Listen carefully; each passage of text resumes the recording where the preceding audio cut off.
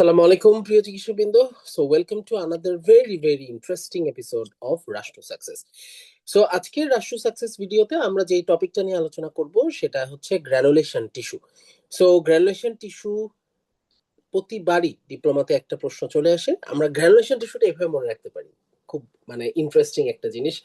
সেটা হচ্ছে আপনি যখন ইন্টার্নিতে সার্জারি ডিপার্টমেন্টে পোস্টিং ছিলেন তখন আপনার কি কাজ করতে হতো সবচেয়ে বেশি? আপনার সবচেয়ে বেশি করতে হতো ড্রেসিং, তাই না?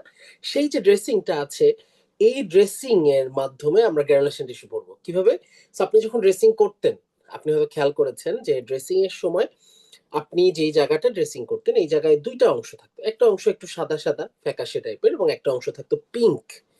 আপনি পিঙ্ক কালার অংশটা দেখলে খুশি হতেন, সাদা অংশটা দেখলে একটু বিরক্ত হতেন। এই সাদা অংশটাকে আমরা বলি হচ্ছে স্ক্যাব। আমরা কি করি, একটা ফসফরসেপ দিয়ে এই সাদা অংশটা আস্তে আস্তে উঠিয়ে ফেলি, খুঁটে খুঁটে উঠিয়ে ফেলি। বাকি যে অংশটা আছে, এই পিঙ্ক কালারের অংশটাকে আমরা বলেছি গ্র্যানুলেশন টিস্যু। এই গ্র্যানুলেশন টিস্যু মাইক্রোস্কোপের নিচে দেখলে এটাকে গ্র্যানুলার ইন শেপ দেখা যায়। এই গ্র্যানুলার ইন শেপ যেহেতু দেখা যায়, এই জন্য এটাকে বলা হয় গ্র্যানুলেশন টিস্যু। এখন আপনি সেই ইন্টার্নি ড্রেসিং এর কথা চিন্তা করেন। আপনি যখন ড্রেসিং করতেন ওখান থেকে কিন্তু ব্লিডিং হতো, ইজিলি ব্লিডস অন টাচ। আপনি যতই ঘষাঘষি করতেন পেশেন্ট কিন্তু ব্যথা পেত না, তার মানে নো নার্ভ সাপ্লাই। ওকে।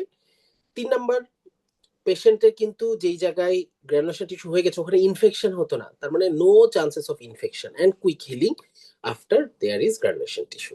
ঠিক আছে। সো আমরা এইভাবে সহজভাবে মনে রাখতে পারি। তার পাশাপাশি যে প্রশ্নটা সবচেয়ে বেশি বার আসে, গ্র্যানুলেশন টিস্যু কোথায় পাওয়া যায়, কোথায় পাওয়া যায় না। সো এই জিনিসটার জন্য আপনারা হয়তো স্ক্রিনে দেখতে পাচ্ছেন, আমি এইটাই স্লাইডটা ওপেন করে রেখেছি। Granulation tissue is not found in, কোথায় পাওয়া যায় না। আমরা মনে রাখবো নট ফাউন্ড ইন যদি আমরা পেরে যাই তাহলে আমরা সহজেই মনে রাখতে পারবো কোথায় পাওয়া যায়। This is the important. So কোথায় পাওয়া যায় না দেখেন, এর মধ্যে প্রথমে রয়েছে স্কার, তারপর রয়েছে কনজেস্টিভ টিস্যু, তারপর রয়েছে নেক্রোসিস, তারপর রয়েছে টিউমার, তারপর রয়েছে স্ট্রোমা, তারপর রয়েছে organising hematoma and all the granulomatous inflammation except pyogenic granuloma। এই লাইনটা আপনাদের বুঝতে হবে। এই লাইনটা দিয়ে স্যাররা সবচেয়ে বেশি কনফিউজিং একটা স্টেম দিয়ে দেয়। সব ধরনের গ্রানুলোমাটাস ইনফ্লামেশনে আপনি গ্রানুলেশন টিস্যু পাবেন না, শুধুমাত্র পায়োজেনিক গ্রানুলোমাতে পাবেন। তার মানে অপশনে যদি থাকে অ্যাবসেস ওয়াল, অপশনে যদি থাকে যে আপনার অ্যাবসেস, এই কথাটা যদি থাকে তার মানে মনে রাখতে হবে যে সেখানে গ্রানুলেশন টিস্যু পাওয়া যাবে। As simple as that. আসেন একটা কোশ্চেন আমরা সলভ করি, দেখি পারি কিনা।